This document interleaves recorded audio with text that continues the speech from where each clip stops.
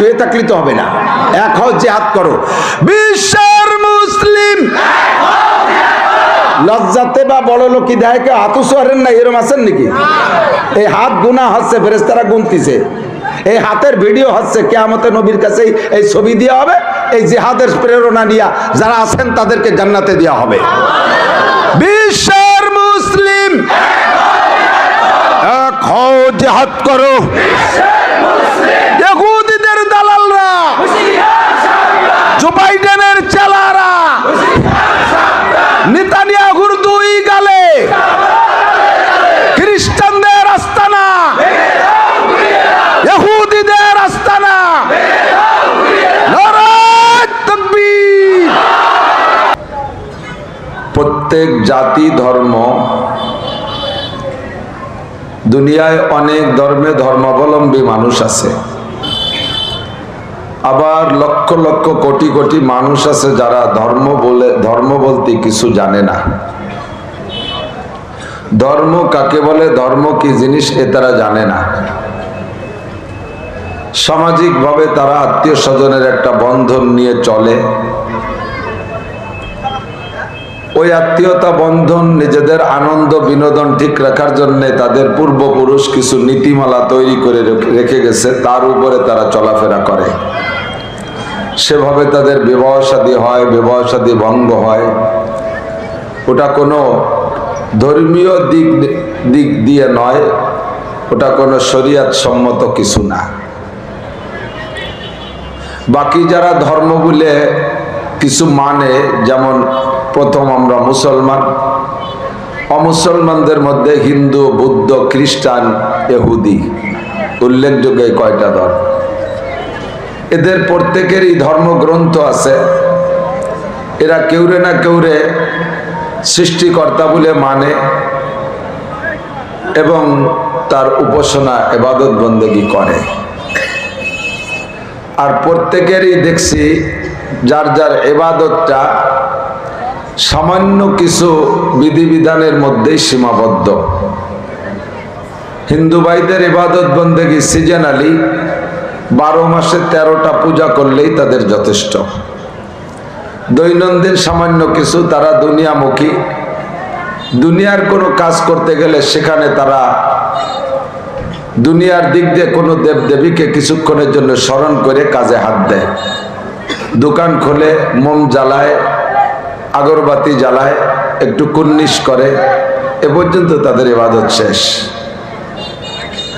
কিন্তু মুসলমানদের ইসলাম ধর্ম হলো জন্ম থেকে নিয়ে মৃত্যু পর্যন্ত প্রত্যেকটা কাজ, জন্ম থেকে মৃত্যু পর্যন্ত প্রত্যেকটা কাজ আল্লাহ ও তার রাসূল সাল্লাল্লাহু আলাইহি ওয়াসাল্লামের হুকুম ও তরিকার ভিতরে থাকা। জন্ম থেকে মৃত্যু পর্যন্ত যে কাজগুলো মানুষের জীবনে ঘটবে, প্রত্যেকটা কাজের উপরে ইসলামী শরীয়তের বিধিবিধান আছে। কথা কি বুঝতেছেন আপনারা? আছে না নাই?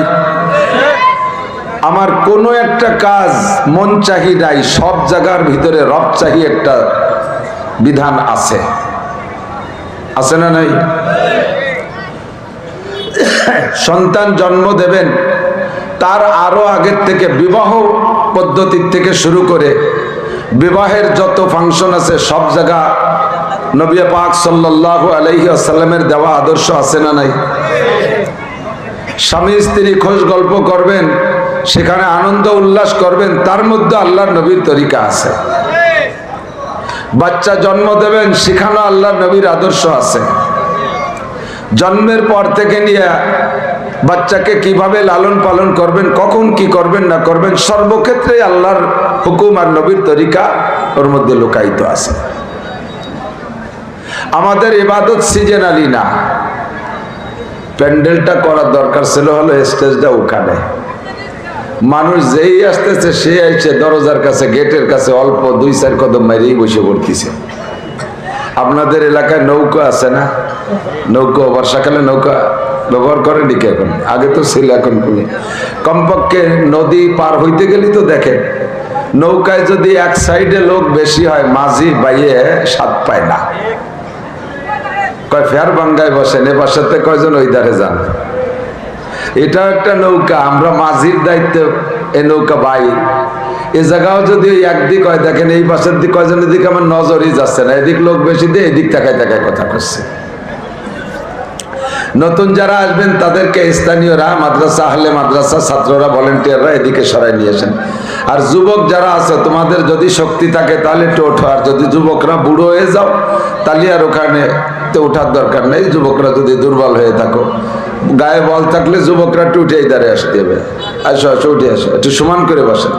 সামনে যারা আসবে ওখানে 2-3 জন লোক থাকবে না, আসলে আইসে ওখানেই বসতে বলবেন না, এদিকে সমান করে বসতে বলবেন। তো এমন করে আমার আপনার গোটা জিন্দেগি বললে, বছরের পর বছর বললেও শেষ হবে না, কারণ মানব জীবন নিয়েই হলো কোরআন আর হাদিস। 30 পারা কোরআন শরীফ বিশ্ব নবী মুহাম্মদুর রাসূলুল্লাহ সাল্লাল্লাহু আলাইহি ওয়াসাল্লামের মতো বক্তা একটানা 23 বছর যাবত এই কোরআন শরীফ আল্লাহর কাছ থেকে কালেক্ট করেছেন, আর সেই কোরআন শরীফ উম্মতের কাছে বুঝাইছেন তার নিজ বাণী দিয়ে। কোরআনের আয়াত হলো 6666, আর এইটা বুঝাইতে যাইয়া নবী পাক যে বাণী ব্যবহার করছে তার নাম হাদিস, তা অসংখ্য। এই অসংখ্য হাদিস আর 30 পারা কোরআন শরীফের আলোচনাই হলো মানব জীবনের শুরু থেকে নিয়ে জান্নাত জাহান্নাম পর্যন্ত। 1 ঘন্টা 2 ঘন্টা 10 ঘন্টা 10 দিন 20 দিন 1 বছর 2 বছর 10 বছর 20 বছরে বলা বয়ান করে শেষ করা সম্ভব না। কথা বলেন না কেন? তা আমাদের জিন্দেগি, আমাদের মুসলমানদের জীবন ব্যবস্থা হলো কোরআন এবং হাদিসের অনুসরণে জীবন ব্যবস্থা। আমাদের মন চাহি কোনো জিন্দেগি নাই, আমাদের পূর্ণ জিন্দেগি হবে রব চাহি। আল্লাহ পাক রব্বুল আলামিন এই উদ্দেশ্যে তার হুকুম অনুযায়ী, তার নবীর তরিকা অনুযায়ী মানব জাতিকে গড়ার লক্ষ্যে আল্লাহ পাক আমাদের জন্য আসমানি কিতাব দান করেছেন, আখেরি কিতাব কোরআনে কারীম। বিশ্বাস করি সব কিতাব।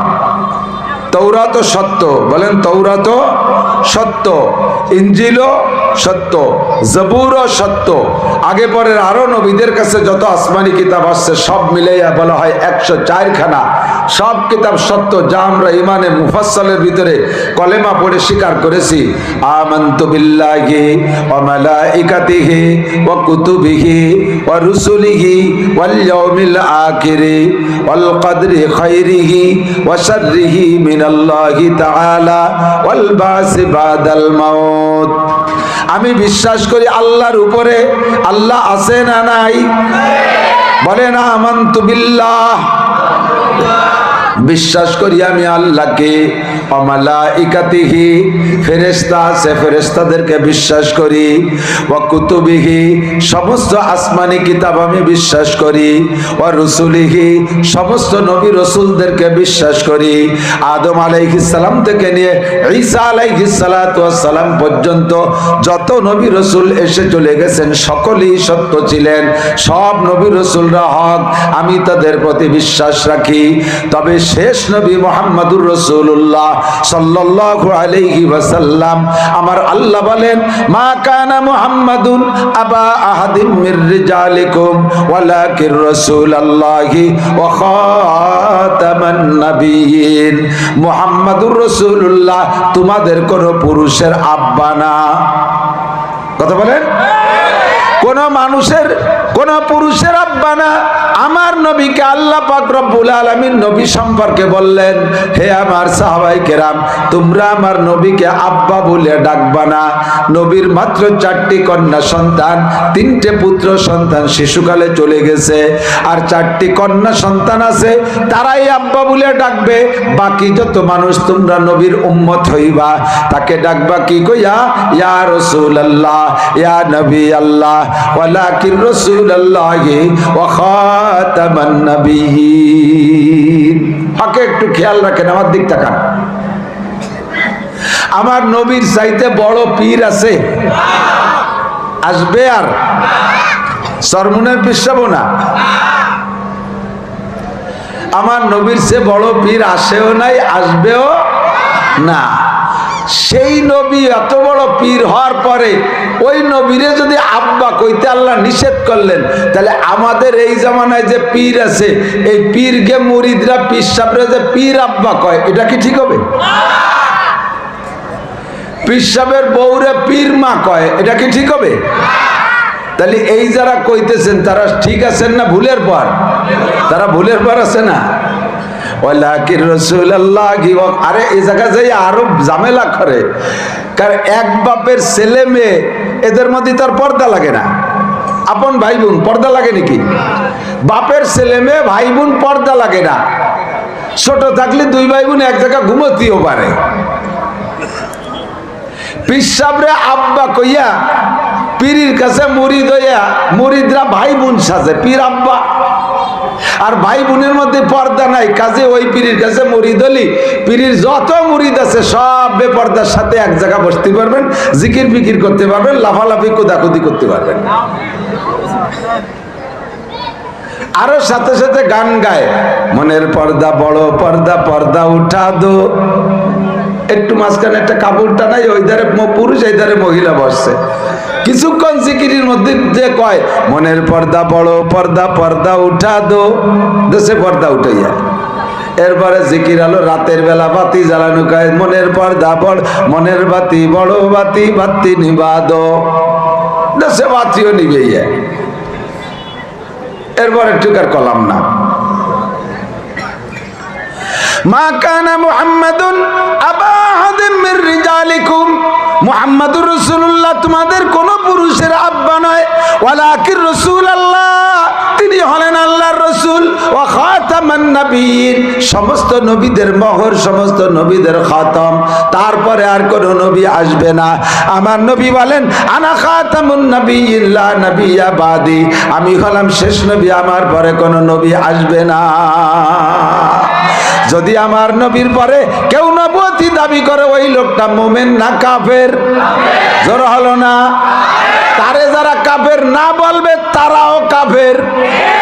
তাদেরকে কাফের ঘোষণা দেওয়ার ক্ষমতা আছে যাদের, কাফের বলে ঘোষণা দেওয়ার ক্ষমতা আছে যারা যাদের, তারাও যদি কোনো গাল চাবাইয়া মুখ চাবাইয়া তাদেরকে কাফের ঘোষণা না দেয়, তাদেরও ঈমান নিয়ে সন্দেহ আছে।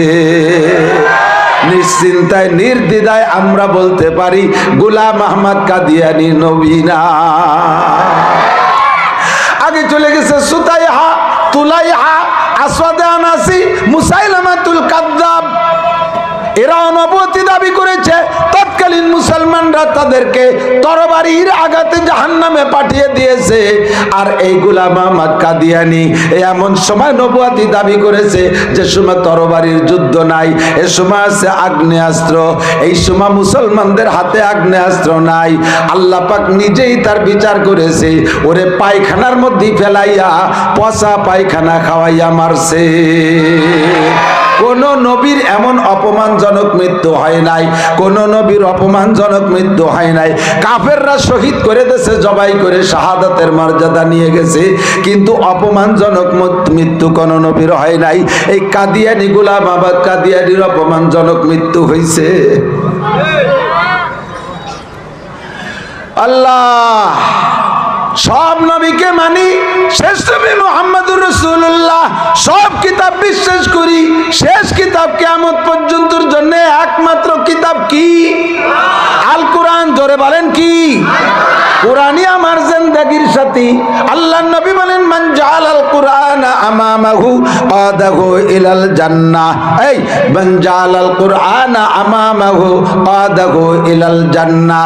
এ কোরআন এমনই একটা সংবিধান, এ কোরআন এমনই একটা গাইড, এ কোরআন এমনই একটা পাঠ্যপুস্তক, এ কোরআন এমনই একটা সিলেবাস, একে যারা সামনে নিয়ে চলবে কোরআনে তাকে কোলে কইরা কিয়ামতে জান্নাতুল ফেরদাউসে পৌঁছায় দিবে।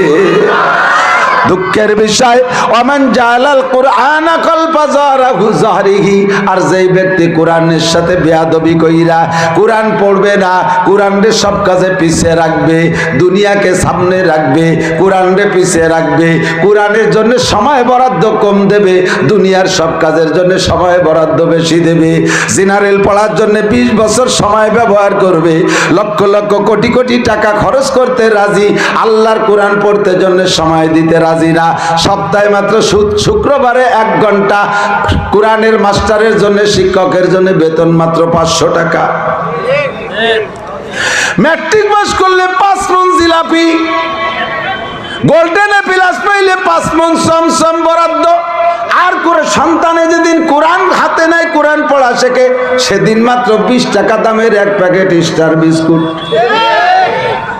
আর একখান কোনা ছিঁড়া 10 টাকার নোট। নতুন নোটও দেয় না, কোনা ছিঁড়া পুরনো একটা নোট, বিস্কুটের প্যাকেটের কোনা ভুটরি ওর মধ্যে দিয়ে, হুজুর কোরআন শরীফ ধরাই দিয়ে।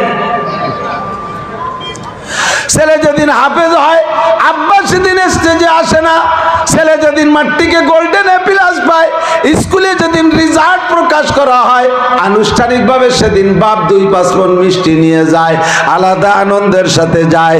আল্লাহর নবী বলেন, একেই বলে কোরআন রে পিছিয়ে রাখা, একেই বলে কোরআন রে পিছিয়ে রাখা। কোরআন পড়তে সময় পাও না, কোরআনের পিছনে খরচ করতে সময় পাও না, কোরআনওয়ালাকে পয়সা দিতে রাজি না, দুনিয়ার পিছনে পয়সা দিতে রাজি। আপনারা একটু জবাব দেন আমার সাথে। আমার লক্ষ্য করতেছেন কথা? আমার সময় কম, কামাই বেশি, অল্পক্ষণের ভিতরে একটু কথা কয়ে সারিয়ে যাব, এই জন্য কথা ঘন হয়ে যায়, কান খাড়া রাখতে হবে, খেয়াল করতে হবে। হাই স্কুলে পড়ে, হাই স্কুলের মেয়েরা তো সব 6-7 বছর বয়সী, কলেজে সর্বোচ্চ 10, বিশ্ববিদ্যালয় 11-12, সব নাবালক মেয়েরা বিশ্ববিদ্যালয় বলে না।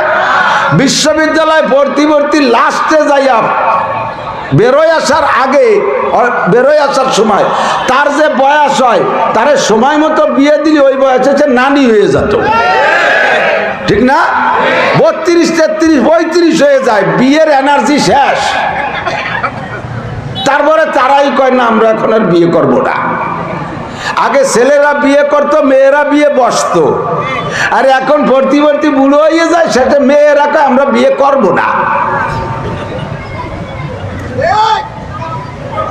এই বয়স পর্যন্ত। এখন বলেন, হাই স্কুল, কলেজ, বিশ্ববিদ্যালয়, বাংলাদেশে সহশিক্ষা আছে না নাই? সহশিক্ষা মানে নারী আর পুরুষ একই সাথে পড়ে, এরকম সহশিক্ষা আছে না নাই? এরা তো সবাই, মেয়েরা বোরকা না পরলেও বিশ্ববিদ্যালয়ের ছেলেরা তো বোরকা পরেই। ছেলেরা বোরকা পরে, মেয়েরা বোরকা পরে, ছেলে মেয়ে সব প্যান্ট পরে কি পরে না? মেয়েরা শার্ট গায়ে দেয় বুতাম খুলিয়ে, সুবহানাল্লাহ। একটু কর না কে কিছু। ছেলেকেও উড়না নাই, মেয়েকেও উড়না নাই, বরঞ্চ ছেলেরা উড়না পরে, গলায় রুমালে একটা ঝুলোই দিয়ে এরকম থাকে, তো ওই মাটি পর্যন্ত লম্বা উড়না পরে ছেলেরা, মাশাআল্লাহ। মেয়েরা উড়না পরে না তা না, এই গলায় পেঁচ দিয়ে ওই ধারে ছাড়িয়ে দেয়। ছেলেরা সামনে ছাড়ে আর মেয়েরা পিছনে ছাড়ে। পিছনে কি ডাকতি ছাড়ে? হাই স্কুল, কলেজ, বিশ্ববিদ্যালয় এই সুন্নত আছে না নাই? এটা নবীর সুন্নত না শয়তানের সুন্নত? কথা বলেন। এগুলো চলতেছে তো কলেজ, বিশ্ববিদ্যালয়, হাই স্কুলে এই শিয়ানা সাবালিক ছেলে মেয়েরা লেখাপড়া করে, পর্দা পুশিদা নাই। ওরা একে অপরকে দেখলে নেকি হয় না গুনাহ হয়? সগীরা না কবিরা? একবার সাক্ষাতে ওরা যদি নারী আর পুরুষ একবার দেখাতে কি করে? একটা উমরার সওয়াব, কথা কয় না? একটা হজের সওয়াব, জুতোর বাড়ির অভাব হবে না, ঠিক না?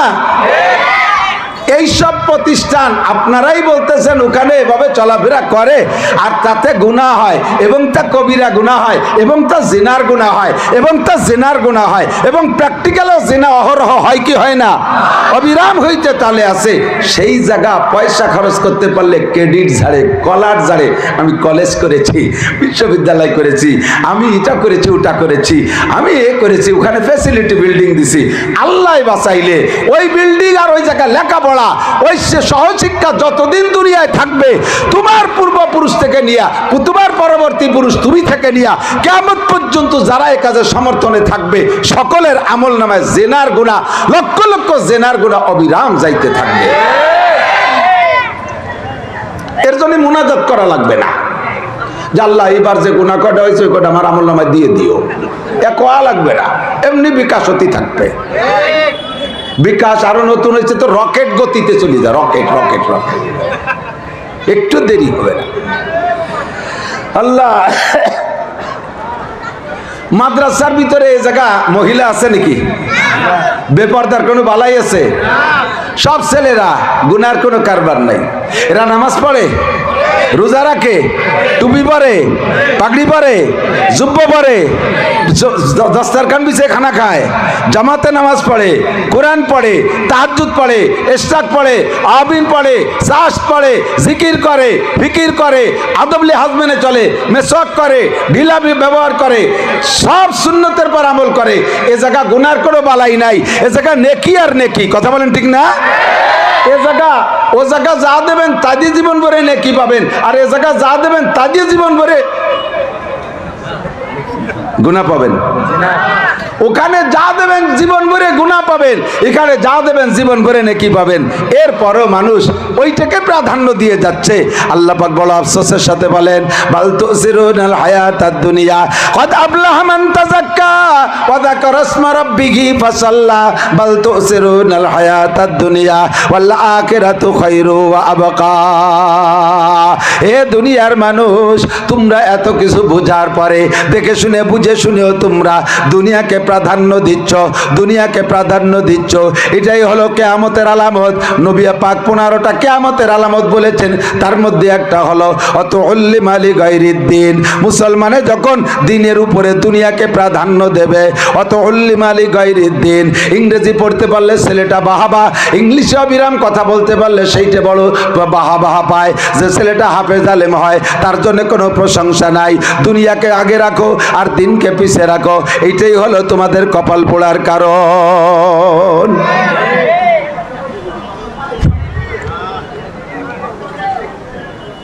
কথা না বলি, আপনারা যারা আসবেন পরিবেশ গঠন করে এদিকে এসে এই পাশটা একটু বসেন, বসেন, বুঝতে হয় যেদিকে লোক বেশি এসেছে ওইদিকে লোক কম আছে, বক্তাদের কথা বলতে ডিস্টার্ব হয়। আল্লাহ, তো ভাই আমার দিক তাকান। আমাদের সংবিধানের নাম আল কোরআন। বলেন কি? আল কোরআন, ঠিক না? আমরা কোরআন পড়তে, মানতে, আমল করতে রাজি আছি না? এ কোরআনের শুরু থেকে শেষ পর্যন্ত কোনো একটা আয়াত কোনো জামানার জন্য অপ্রযোজ্য না, ঠিক না? সেই 1500 বছর আগেও কোরআন যেমন ছিল এখনো কোরআন সেরকম, এর সংবিধান সে সময় যেমন ছিল এখনো তেমন আছে। বহুত পাঠ্যপুস্তক আছে, 1000 বছর আগে পড়াশোনা চলতো, এখন ওগুলো বাদ, এখন নতুন পাঠ্যপুস্তক আসছে। পাকিস্তান পিরিয়ডে বই ছিল, সেগুলো বাংলাদেশ আসার পরে চলে না। বাংলাদেশ আসার পরে জিয়াউর রহমান ছাপাইছে বই, তা আবার পরে এরশাদ এসে বাদ দিয়ে দিয়েছে। এরশাদ সব চলে যাওয়ার পরে আবার বিএনপি আলা তার আগের গুলো বাদ দিয়েছে। বিএনপি যাওয়ার পরে আমলিগ এসে বিএনপির আমলের বই বাদ দিয়েছে। কিন্তু আমার কোরআন আর আমাদের হাদিস 1500 বছর আগেও যেমন চলছে এখনো এরকম চলে, কিয়ামত পর্যন্ত চলবে, কোনোদিন বাদ দেওয়া লাগবে না, ঠিক না? তো শুরু থেকে শেষ পর্যন্ত 6666 আয়াত। অন্য এক বর্ণনায়, অন্য এক রাওয়ায়াতের মতে, গণনা মতে 6236 আয়াত। বাহারহাল 30 পারা কোরআন শরীফের কোনোটা বাদ দেওয়ার মতো না, সবগুলো ইম্পর্টেন্ট, ভেরি ভেরি ইম্পর্টেন্ট। তবে তন্মধ্যে আল্লাহ তাআলা যে বিষয়গুলোকে বেশি প্রয়োজন মনে করছেন ওই বিষয়গুলোর আলোচনা একটু বেশি করছে। সবচেয়ে বেশি আলোচনা করেছে কোরআনের ভিতরে, সাংবিধানিকভাবে সবচেয়ে বেশি প্রয়োজন মনে করছে আল্লাহ তাআলা জিহাদের আলোচনা। জোরে বলেন কিসের? জিহাদ কইলেই আবার একদল কাঁপিয়ে ওঠে, আছে না নাই? এখন আর লজ্জা শরম নাই, কারণ আমেরিকা আর ইসরায়েলের বিপক্ষে যারা, ফিলিস্তিন আর গাজা, কথা কন, ইসরায়েলের বিপক্ষে বর্তমানে কারা? ফিলিস্তিন আর গাজা। ওই গাজাও ফিলিস্তিন, ফিলিস্তিন, ঠিক কিনা? তো ফিলিস্তিনের পক্ষে যারা, তাদেরকে আমেরিকা আলা জঙ্গি কয়। নাকি বলেন? ফিলিস্তিনের পক্ষে যারা তাদেরকে আমেরিকা আলা কি কয়? আর আমেরিকা তো আমাদের গডফাদার, মুরব্বী যা বলবে তাই সবাই কইতে হবে, না কলিবেরা কবিরই হবে। পদ থাকে না, ক্ষমতা থাকে না, নির্বাচিত হওয়া যায় না। সারা দুনিয়া, খালি বাংলাদেশ না, মধ্যপ্রাচ্যের 57টা মুসলিম কান্ট্রি শুধু পদের লোভে এই আমেরিকার পাচাটা হইয়া ফিলিস্তিনের পক্ষে তারা ভূমিকা নিচ্ছে না, শুধুমাত্র নিন্দা করে করে চুপ করে দাঁড়িয়ে আছে। যদি ফিলিস্তিনের পক্ষ নেয় তাহলে জঙ্গি উপাধি হবে, আর সামনে ওনাদেরকে পদের নামায় দেবে। এই হুব্বে যা আর হুব্বে মাল, মালের লোভার পদের লোভে 57টা মুসলিম কান্ট্রি চুপ করে বসে রয়েছে। ইরান আলা চিন্তা করছে যে যাই মরি বাসি, যা একটা কিছু হবে ই হবে, তাই সে নেমে আছে, কিন্তু তাও ওপেনে যাইতে পারতেছে না, গোপনে গোপনে কিছু ডাল সরকি কুড়ো মুড়ো পাঠাচ্ছে। কতক্ষণ? তো ফিলিস্তিনের পক্ষে যারা, তাদেরকে বর্তমানে বা আগেও আমেরিকা সরকার জঙ্গি কয় আর তাদেরকে সন্ত্রাস কয়। এর আগে বলছে যারা আফগানের পক্ষে কথা বলে, আফগানিস্তানের নীতিতে কাজ করে, তারা জঙ্গি। ইরাকের সাদ্দামের পক্ষে যারা কথা বলছে তারা জঙ্গি। লিবিয়ার গাদ্দাফির পক্ষে যারা কথা বলছে তারা জঙ্গি। বর্তমানে ফিলিস্তিনের পক্ষে যারা কয় তারা জঙ্গি। তো ফিলিস্তিনের পক্ষে যারা বলে, ডাইরেক্ট ওপেন সহযোগিতা না করলেও একটা সমর্থন ভোট আছে না? তো 147টা ভোট পড়ছে ফিলিস্তিনের পক্ষে, তার মধ্যে আমাদের বাংলাদেশও আছে। বলেন না আলহামদুলিল্লাহ?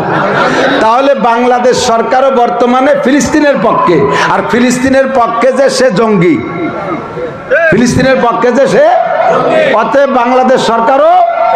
একদিন খালি আমরা হুজুররা জঙ্গি ছিলাম, এবার সবাই জঙ্গি। এখন কারে কি কবা? তাহলে সবাই মিলে আমরা জঙ্গি হয়ে গেছি, ঠিক না?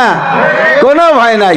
তো যুদ্ধের বিষয়টা আগে বয়ানের ভিতরে এই জিহাদ সম্পর্কে আলোচনা করতে গেলে আঞ্চলিক রাজনীতিবিদ নেতারা বলতো, হুজুর ওই সাবজেক্ট বাদ দেন, হুজুর ওটা বাদ দেন, ওটা জঙ্গি কথা বাদ দেন।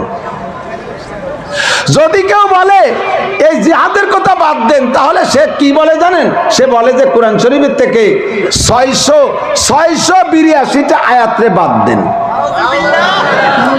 682টা আয়াত না, 682 জায়গায় জিহাদের কথা আসছে। ভালো করে মনে রাখেন, নামাজের কথা মাত্র 82 বার। কয়বার? মুসলমান হওয়ার পরে, নাবালেগ মুসলমান সাবালেগ হওয়ার পরে সর্বপ্রথম ফরজ ইবাদত কি? জোর হলো না, আরো জোরে। তারপরে রোজা, বছর শেষে যদি রমজান চলে যাওয়ার পরের দিন মুসলমান হয়, তাহলে ওই ওক্তে জোহরের থেকেই তারপর নামাজ ফরজ। কিন্তু রোজা ফরজ হবে 1 বছর পরে। জাকাত ফরজ হবে ধনী হলি, কোনোদিন ধনী না হলে আর জাকাত ফরজ হবে না। হজ ফরজ হবে ধনী হলে, কোনোদিন ধনী না হলে আর হজ ফরজ হবে না। কতক্ষণ ঠিক না? তাহলে এই নামাজ হলো 1 নম্বর ফরজ। এর আলোচনা আছে কোরআন শরীফে মাত্র 82 বার, আর জিহাদের আলোচনা আছে 682 বার। তাহলে এবার বলেন, নামাজের চাইতে জিহাদের গুরুত্ব যদি বেশি না হবে, আল্লাহ পাক এতবার আলোচনা করতেন? 2 বার বলে ছেড়ে দিতেন। হজের আলোচনা 2-3 বার, তাতেই যথেষ্ট। রোজার আলোচনা 2-3 বার, তাতেই ফরজ। জাকাতের আলোচনা 10-20 বার, তাতেই ফরজ। হজের আলোচনা 2-3 বার, নামাজের আলোচনা 82 বার, তাতেই যথেষ্ট। আর জিহাদের আলোচনা 682 বার। জিহাদ কোনো ইবাদত একটা করতে যে আর একটা নিষেধ হয় নাই, একটা করতে যে আর একটা স্থগিত করা লাগে না। আমার দিক কথা বোঝেন। রোজা রাখার কারণে ক্লান্ত হয়ে গেলি তো নামাজ পড়া লাগে না, কথা কয় না? নামাজ পড়তে পড়তে দুর্বল হয়ে যার কারণে তো রোজা রাখা লাগে না, লাগে? লাগে। নামাজ রোজা করতে করতে ক্লান্ত হয়ে গেছে বিদায় জাকাত দেয়া লাগে না, লাগে? এই তিনেটা করতে করতে দুর্বল হয়ে গেছে, পয়সা আছে, হজে তো যাওয়া লাগে না। একটার কারণে আর একটা মিস করার কায়দা আছে। খন্দকের যুদ্ধে আল্লাহর নবী জিহাদের জন্য খন্দক খনন করতে যাইয়া জোহর, আসর, মাগরিব, ঈশা 4 ওয়াক্তের নামাজ পড়েন নাই। জিহাদ করতে, নামাজ পড়তে পড়তে জিহাদ বাদ দিয়েছে, কোনো নজির নাই। জিহাদের কারণে নবী 4 ওয়াক্ত নামাজ বাদ দিয়েছে, 4 ওয়াক্ত নামাজ কাজা হয়ে গেছে। জোহর, আসর, মাগরিব, ঈশা না পড়ে খন্দক খনন করছে। তাহলে বোঝা যায় নামাজের চাইতে প্রয়োজন সাপেক্ষে কখনো কখনো জিহাদের গুরুত্ব বেশি। একসাটিয়া না, কখনো কখনো জিহাদের গুরুত্ব বেশি। আমি জিহাদের ফিল্ড পাইলে প্রয়োজন হলে যদি ডাক আসে যাইতে রাজি। সরকার যেহেতু ফিলিস্তিনের পক্ষে, আমাদের যদি রাস্তা করে দেয় যাবেন কেডা কেডা? একটা তকবীর হবে, বক্সিন বক্সিন বক্সিন, এভাবে বক্সিন ধরেন, এভাবে বক্সিন, হাতে এরকম করলে শক্তি দেয় না, বক্সিন। নারায়ে তাকবীর। বিশ্বের মুসলিম এক হয়ে শুয়ে থাকলে তো হবে না, এক হও, জিহাদ করো। বিশ্বের মুসলিম লজ্জাতে বা বড় লোকি দেয় কেউ হাত উঁচুয়ারেন না, এরম আছেন নাকি? এই হাত গুনাহ হচ্ছে, ফেরেশতারা গুনতিছে। এই হাতের ভিডিও হচ্ছে, কিয়ামতে নবীর কাছে এই ছবি দেওয়া হবে। এই জিহাদের প্রেরণা নিয়ে যারা আছেন তাদেরকে জান্নাতে দেওয়া হবে। বিশ্বের মুসলিম এক হও, জিহাদ করো। ইহুদিদের দালালরা, জো বাইডেনের চেলারা, নেতানিয়াহুর দুই গালে, খ্রিস্টানদের আস্তানা, ইহুদিদের আস্তানা। নারায়ে তাকবীর। মনের থেকে হাত উঠাইছেন? সত্যি রেডি? বন্দুক টন্দুক নাই, কি নিয়ে যাবেন? আরে বাঁশের লাঠি আছে না? কি আছে? বাঁশের লাঠি আছে, তাও আখড়িয়নু বাস, আহিয়ালা বাস, ঠিক কি ঠিক না? রেডি? কোনো ভয় নাই। লা নাখাফু আহাদান ইল্লাল্লাহ, আল্লাহ ছাড়া কেউ ভয়। দুনিয়ার রাজনীতি নিয়ে রাস্তা গরম করে মুসলমান, নিজের দলকে জিতানোর জন্য বিশ্বরট গরম করে আগুন জ্বালাও পোড়াও। কেন ইসলামের জন্য পোড়াবো না? কথা বলেন। জিহাদ সবচাইতে ইম্পর্টেন্ট। 2 নম্বরে নামাজ। এরকম ইবাদত ধারাবাহিক সব আসছে, আমি অত দূর যাইতে পারবো না, আমার সময় আর মাত্র 15 মিনিট আছে।